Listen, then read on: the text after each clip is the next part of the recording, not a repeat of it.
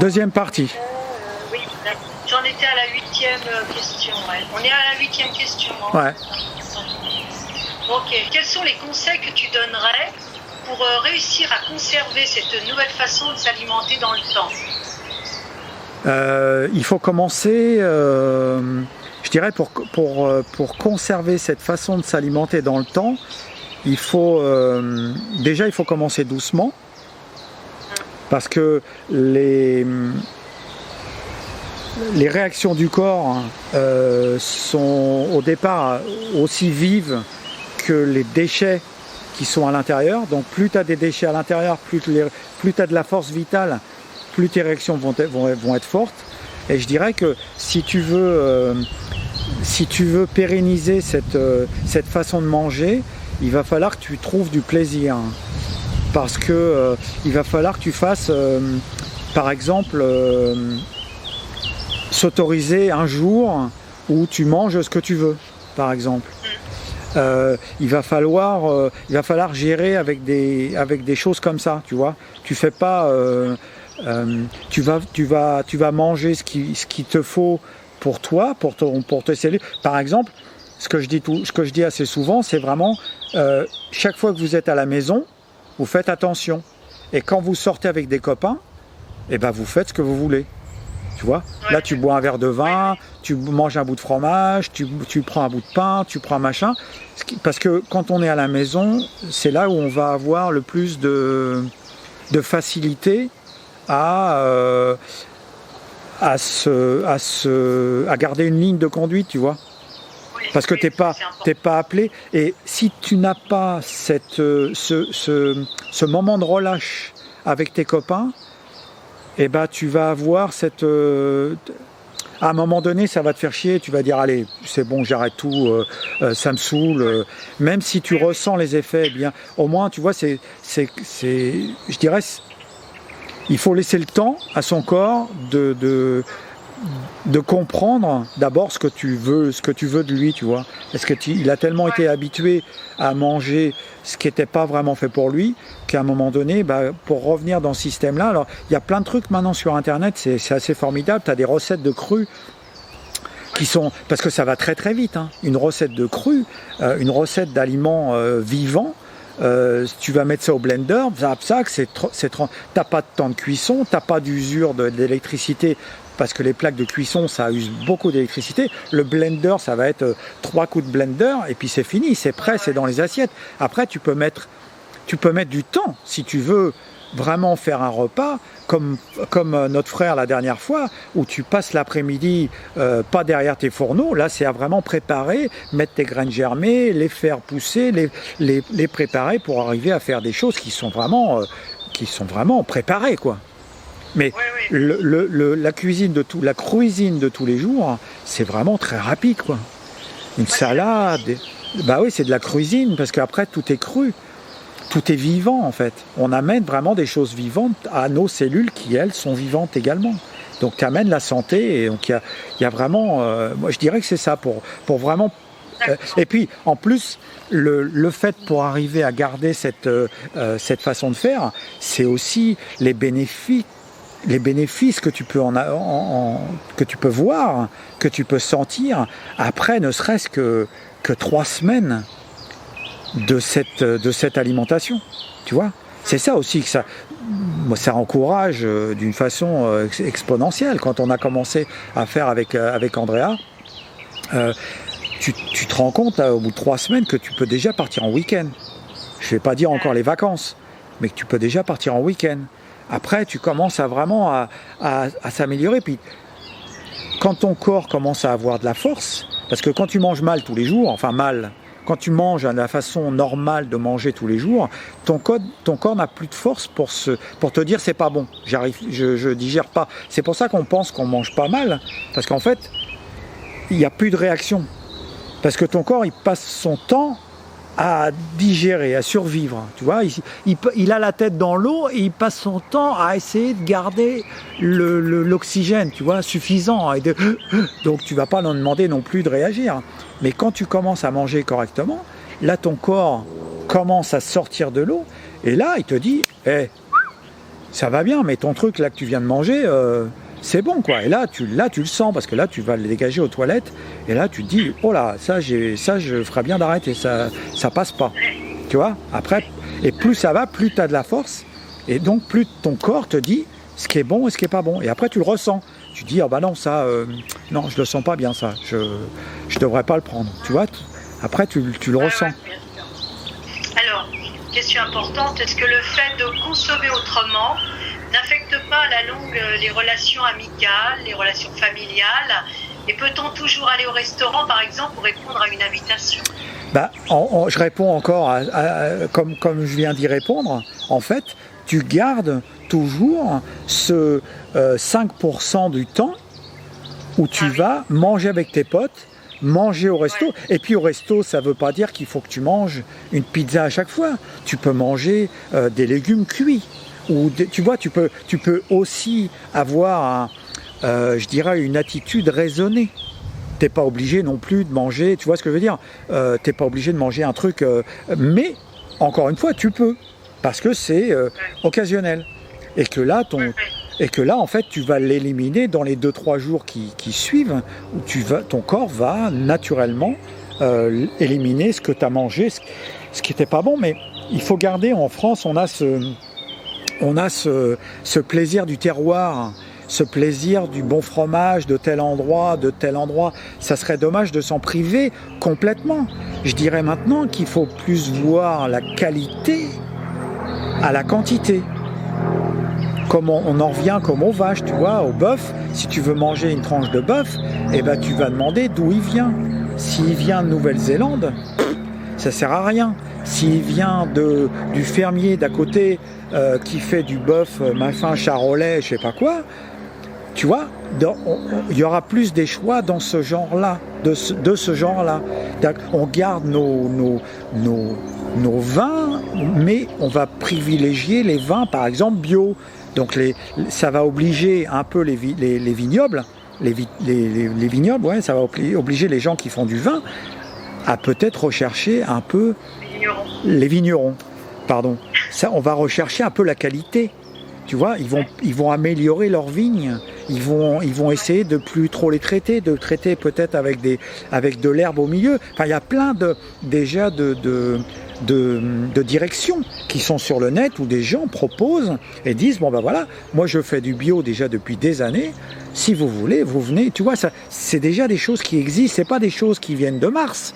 C'est des choses qui sont là. Il y a déjà des gens qui sont dans cette direction. Parce que cette direction-là, je dirais que c'est pas seulement ça paraît peut-être prétentieux de dire ça, mais c'est pas seulement quelque chose pour nous, c'est aussi quelque chose pour notre planète, pour demain. Parce que cette façon de manger, tout le monde le dit, on n'a pas suffisamment de terrain pour manger. Parce que pour faire un bœuf, il lui faut 1000 litres d'eau pour 1 kilo de bœuf. Pour 1 kilo, 1000 litres d'eau.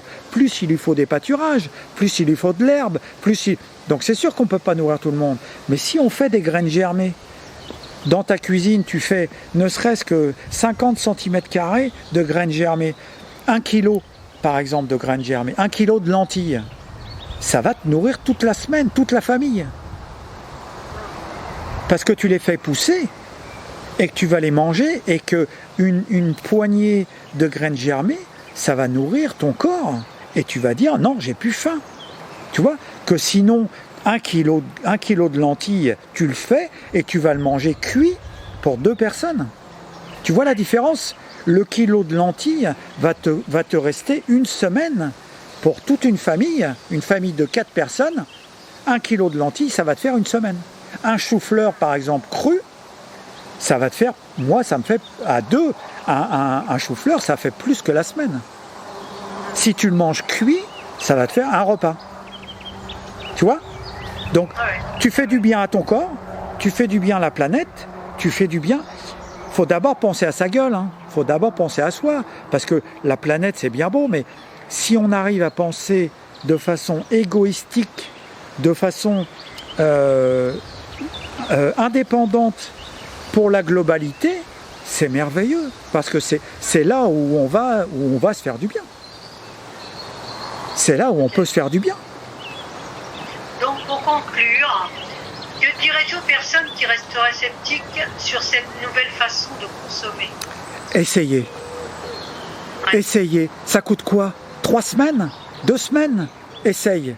Essaye. Tu fais confiance à ton docteur depuis 30 ans. Il t'a jamais soigné. Tu prends toujours des médicaments, tu es obligé d'aller le voir tous les mois. Je dis ça aux gens, parce que toi, je sais que tu ne le vois plus, ton docteur. Donc, je dis ça aux gens, tu vois ton docteur tous les mois, tu as des douleurs là, essaye. Ça coûte quoi? Tu vas manger du végétal pendant 1 semaine, pendant 2 semaines, 3 semaines. Si ça te plaît, tu prolonges 1 mois. Si ça te plaît, tu prolonges 2 mois. Tu vois, en jouant, essaye. Ça va te coûter quoi? Ça va pas te faire de mal. Là, je te dis pas de prendre de la chimie et de me faire confiance. Là, je te dis, prends des choses naturelles, bio, à ton magasin. Un paquet de lentilles, ça coûte quoi? Fais comme tu faisais quand tu étais à l'école. Mais pas sur du coton quand on faisait mais achète un germoir, fais-les dans une passoire. Simplement, tu les mouilles toute la nuit, tu les fais dans une passoire. Essaye. Et tu vas voir, goûte les pois chiches. Goûte les petits pois crus, comme ça. Tu les fais tremper, c'est bluffant, parce que ça nourrit. Et puis c'est des choses, tu vas ressentir, parce que ton corps, quand il va avoir une semaine d'aliments qui sont... Alors c'est sûr, il faut être sérieux. Tu ne peux pas faire ça en mangeant 1 fois, et puis les 5 fois, les 6 autres jours, tu manges comme avant. Faut faire ça sérieusement, comme si tu avais un régime alimentaire fait par un spécialiste de l'alimentation qui te dit, c'est comme ça, 3 grammes de ça, 2 grammes de... Non, tu manges à volonté, seulement tu manges des choses vivantes. Essaye. Moi, c'est le seul truc que je dirais pour arriver à amener les gens. Essaye, c'est marrant. C'est ludique, c'est vraiment quelque chose ça va t'amener en quelques jours, ça peut changer ta vie complètement. Okay. Merci Stéphane pour cette interview. Merci ma petite sœur, merci Ariane, c'était gentil. Donc voilà, merci ma petite sœur. J'espère que cette vidéo vous aura apporté quelque chose. Peut-être vous aura vous aider à passer le cap et à comme je disais, juste essayer, juste vous faire plaisir, juste pour quelque temps, ça coûte pas grand chose et ça fait vraiment du bien et ça vous fait vraiment basculer dans un autre monde. Penser différemment, voir différemment, c'est vraiment quelque chose qui est assez magique. Et en plus, je dirais, pas d'une chose et pas des moindres, ça fera du bien à la planète. Ça nous fera du bien à nous en tant qu'individus et ça nous fera du bien à la planète en tant que collectivité. Et vous savez très bien, comme moi, comme nous tous maintenant, on l'entend partout, si on continue comme ça, ça ne fonctionne pas. On a déjà utilisé toutes les ressources en temps, on a déjà utilisé toutes les ressources pour l'année et on est en milieu d'année. Si on continue comme ça, on va à la catastrophe. Donc simplement avec un changement, en prenant conscience de ça, on peut amener des choses extraordinaires pour le futur de nos enfants. On pourra plus leur dire maintenant, on ne savait pas. Maintenant, on pourra leur dire, on voulait rien faire, on a été feignant, on a été lâche, mais voilà, c'est pas mon cas. Donc moi j'ai envie de laisser quelque chose, comme on se bat pour laisser la maison à nos enfants, quand on a la chance d'avoir une maison, bien sûr, on peut leur laisser au moins ou essayer de corriger un peu ce qu'on a fait sans le savoir jusqu'à maintenant et pouvoir leur laisser vraiment quelque chose dont on pourrait être fier. Ça, j'aimerais bien l'amener en France, parce que en France, on a des superbes idées, on a des super terroirs, on a des super volontés.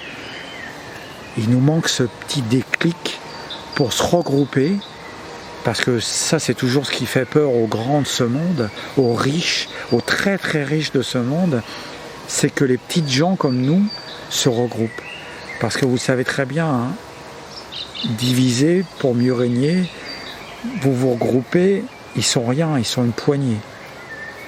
Donc nous faire avaler des choses comme ils nous ont fait avaler avec le Covid-19, avec le H1N1, avec les conneries qui nous pondent, toutes les unes plus grosses, toutes plus grosses les unes que les autres, à un moment donné on se dit mais vraiment ils nous prennent pour des consommateurs.